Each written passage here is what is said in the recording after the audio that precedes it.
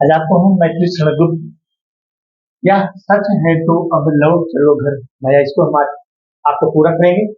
यारे मैथिली स्वर्गगुप्त जो है द्विवेदी इविन कवि माने जाते हैं।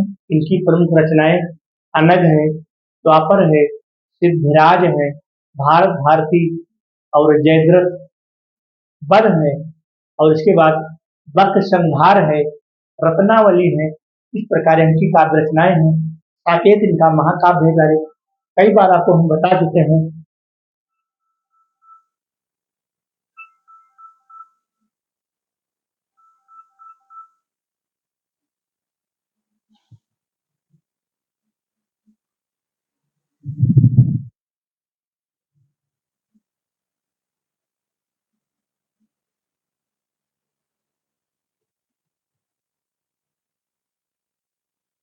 जो इनका साकेत है प्यारे वह महाकाव्य है। और साकेत में कुल 12 सर्ग हैं। जो एक कैकेयी अनुताप है, इस साकेत के 8वें सर्ग से लिया गया है। कर ध्यान दीजिएगा, जो ये कैकेयी का अनुताप है ये साकेत के 8वें सर्ग से उद्धृत है या फिर अवतरित है। आज आपको हम पढ़ाएंगे यह सच है तो अब लौट चलो घर भैया। इस प्रकार से गुप्त जी जो गुप्त जी लिखते हैं और मैं आपको इसकी व्याख्या करता हूँ सारे। जो कुछ काठिन्य शब्द थे मैंने उसको लिख दिया है। अटल स्थिर वैधव्य माने होता है विधवा पर, अर्थात वह महिलाएं, वह स्त्रियां जो अपने पति को खो चुकी होती हैं। तुषारा वृता माने पाल से ढकी हुई, विदुरेखा चंद्रमा की किरण, असंघ तरंग अगणित लहरों वाली। अरे जो काठिन्य शब्द है मैंने इसको नोट कर दिया। अचल जो चल ना सके, आ उपसर्ग है। यहाँ पर क्या है, आ उपसर्ग है। आ ये क्या है, उपसर्ग है। अचल जो चल ना सके, गोमुखी गाय का मुख स्त्रीलिंग में है, गाय का मुख। जनकर जन्म देना, और चौके आश्चर्यजनक। अरे अब इसको हमने आज इनकी काव्य रचनाओं को बता दिया और हम साकेत को बता दिए। साकेत क्या है, इनका महाकाव्य है। इसमें 12 सर्ग हैं और यह प्रबंधात्मक शैली में लिखा गया है। साकेत प्रबंधात्मक शैली में है और इसमें 12 सर्ग हैं। खड़ी बोली में लिखा गया है। इसमें मर्यादा पुरुषोत्तम भगवान राम के गुण का वर्णन किया गया है। जो साकेत की नायिका है उर्मिला है। और साकेत जो है 1916 और 17 में रचित यह रचना है। और साकेत वैदर्भी गीति काव्य में लिखा गया है। अब हम आते हैं जो आपकी व्याख्यात्मक रचना है उसको हम। जन कर जननी ही जान न पाई जिसको, ऊपर इसके ऊपर की एक लाइन है, अर्थात जिसने जन्म दे करके, जन कर जिसने जन्म दे करके, जो माता जन्म दे करके भी भारत के भातृत्व प्रेम को नहीं समझ पाई। जन कर जननी ही जान न पाई जिसको, अर्थात जिस माता ने भारत जैसे महान और विशाल हृदय को जन्म दे करके भी उसके अंतस्थल को नहीं समझ पाया। वही पर यहाँ लिखा है, मैथिली शरणगुप्त ने क्या लिखा है, यह सच है तो अब लौट चलो तुम घर को।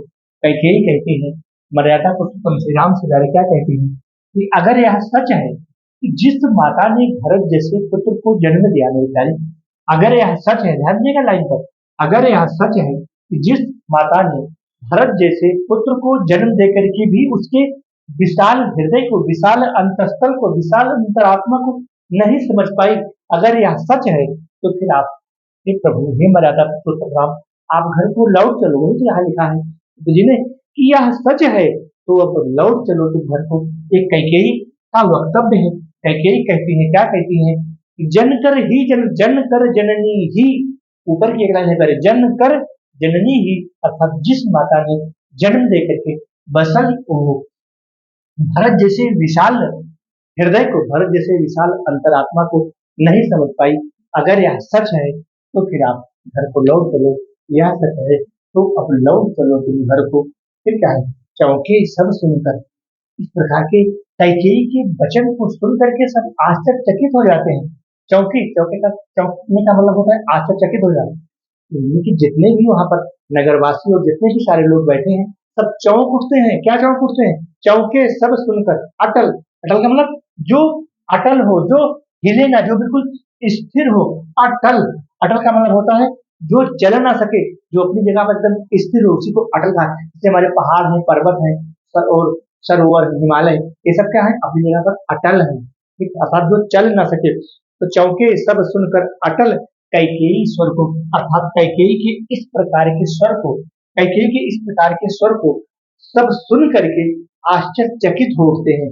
इस प्रकार के स्वर को सुन करके यह सच है, अर्थात यह सच है कि जिस माता ने भरत जैसे पुत्र को जन्म दे करके उसके विशाल हृदय को, उसके विशाल अंतस्तर को नहीं समझ पाई, अगर यह सच है तो फिर आप घर को लौट चलो। कैकेयी कहते हैं किसे, भगवान मर्यादा पुरुषोत्तम श्री राम से। सबने रानी की ओर अचानक देखा, अर्थात उस कैकेयी की तरफ जितने भी नगरवासी वहां बैठे हुए थे, जितने भी लोग उस सभा में आयोजित हुए थे, जितने भी लोग उस पर्णकुटी, उस उत्तज के सामने बैठे हुए थे, सब क्या होते हैं, सब ने अचानक कैकेयी की तरफ आश्चर्य भरे नेत्रों से, आश्चर्य से भरे हुए नेत्रों से देखने लगते हैं। और फिर क्या होता है, वैधव्य तुषारावृता, वैधव्य माने होता है विधवापन, मैंने यहाँ पर नोट कर दिया है।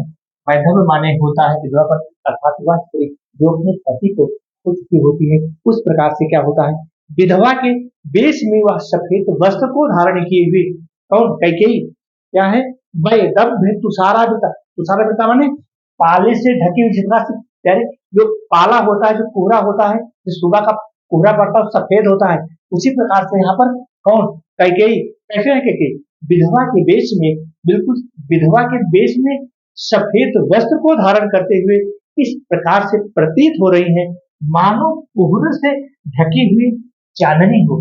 क्या लाइन है, वैधव्य तुषारावृता यथा विधुलेखा, विधुलेखा माने होता है चंद्रमा की किरण, अर्थात जो कैकेयी है इस प्रकार से विधवा के वेश में सफेद वस्त्र को धारण किए हुए इस प्रकार प्रतीत हो रही है, मानो ऐसा लग रहा है कि चंद्रमा की जो किरण है, क्या, जो चंद्रमा की किरण है, मानो वह कोहरे से ढक गई है, मानो वह कोहरे से ढक गई है। तो फिर क्या है, बैठी थी अचल तथापि असंख्य तरंगा, ठीक है, बैठी थी, बैठी थी, अर्थात जो कैकेयी थी वह बिल्कुल निश्चल स्वभाव से, निश्चल अर्थात जिसके अंदर कोई छल कपट ना हो, अर्थात जो कैकेयी थी कैसी थी, बैठी थी, बैठी थी अचल तथा असंख्य तरंगा, बिल्कुल निश्चल अर्थात निष्कपट स्वभाव से वह बिल्कुल शांत बैठी हुई थी, और ऐसा प्रतीत हो रहा था कि उसके हृदय में सागर की भांति अनंत तरंगे उठ रही हैं।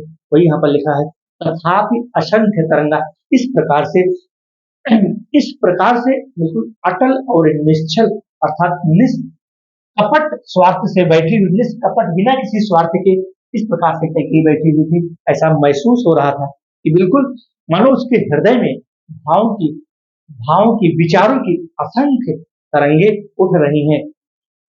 तथापि असंख्य तरंगा अर्थात उसके हृदय में, अंतस्थल में, मन मस्तिष्क में विचार और भाव की असंख्य तरंगे उठ रही हों। अगली लाइन है, हाँ वह सिंही अब ही हा गौमुखी गंगा, अर्थात वह सिंही, वह कैकेयी जो सिंही के समान, जो सिंहिनी के समान पहले दहाड़ रही थी, आज वह बिल्कुल गौमुखी अर्थात गाय की मुख की तरह, जिस प्रकार से गाय अपने मुख को सीधा किए हुए रहती है, आज वह कैकेयी बिल्कुल शांत, एक गाय की तरह बिल्कुल शांत और शीतल के समान बिल्कुल बैठी हुई है, अर्थात उसके मुख से गंगा जल के समान कल्याणकारी मधुर शब्द निकल रहे हैं। वही यहाँ पर लिखा है, क्या लिखा है कि वह सिंही अवधि हा गोमुखी गंगा, अर्थात वो गाय के मुख के समान उसके मुख से शीतल शब्द निकल रहे हैं। जो कैकेयी पहले सिंहिनी के समान कठोर वाणी का प्रयोग करती थी, आज वही कैकेयी बिल्कुल मधुर और सुंदर सुरीले शब्दों का प्रयोग कर रही है। जिस प्रकार से गंगा की धारा बिल्कुल सुरीली और सुंदर धारा बहती होती है, वही यहाँ पर लिखा है कि हाँ जनकर भी मैंने भरत, हाँ जनकर भी मैंने ना भरत को जाना, अर्थात हे राम यह बात सत्य है, हे प्रभु, हे मर्यादा पुरुषोत्तम राम, हे आर्य, राम को आर्य भी कहा गया है, पर यहाँ नोट कर लेना, राम को आर्य भी कहा गया, क्या कहा गया, आर्य। आर्य किसके लिए प्रयोग किया गया है, ये राम के लिए प्रयोग किया गया है, मर्यादा पुरुषोत्तम श्री राम को आर्य भी कहा गया है। वही यहाँ पर लिखा है क्या, हाँ जनकर भी मैंने ना भरत को जाना, अर्थात मैंने जन्म देकर भी उस भरत के विशाल हृदय को, विशाल अंतस्थल को मैं समझ नहीं पाई, जान नहीं पाई।